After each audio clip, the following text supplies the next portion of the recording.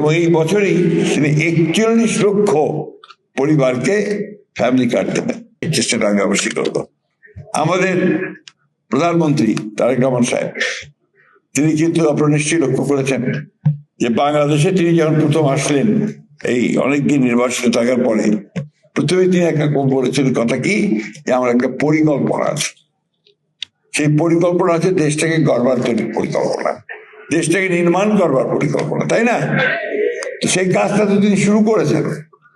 আগে দল গুছিয়েছেন, দল গুছিয়ে তারপরে তিনি নির্বাচনে গেছি আমরা, সেই নির্বাচনে আমরা 2/3 বেশি ভোট পেয়ে পার্লামেন্টে গেছি, তাই না?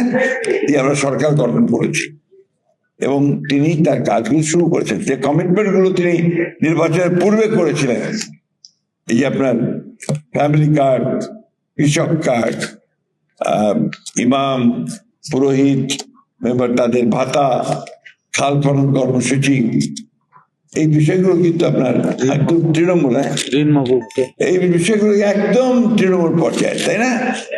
এই কাজগুলো কিন্তু শুরু করেছেন। আর প্রথমবার এসে প্রথম ক্যাবিনেট মিটিং এ তিনি 10,000 টাকা পর্যন্ত কৃষি ঋণ সুদ সহ মাফ করে দিতেন, মনে আছে আপনাদের? তো এগুলো কিন্তু সাধারণ মানুষের জন্য উপকারের কাজ। ফ্যামিলি কার্ড শুরু করেছেন পরীক্ষামূলক ভাবে এবং এই বছরই তিনি 41 লক্ষ পরিবারকে ফ্যামিলি কার্ড দেবেন। বিভিন্ন আপনার দেশের সারা দেশে এটা চলে যাবে।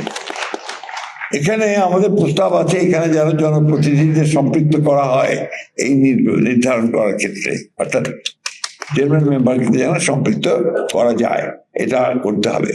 আমরা সেই কাজটাও করছি এবং প্রতিটি উন্নয়নের ক্ষেত্রে আপনাদেরকে সম্পৃক্ত করা, জনপ্রতিনিধি সম্পৃক্ত করা, এটা খুব বেশি প্রয়োজন বলে আমি মনে করি।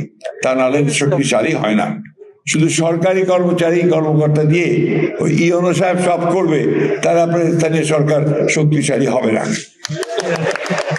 এটা হচ্ছে বাস্তব কথা।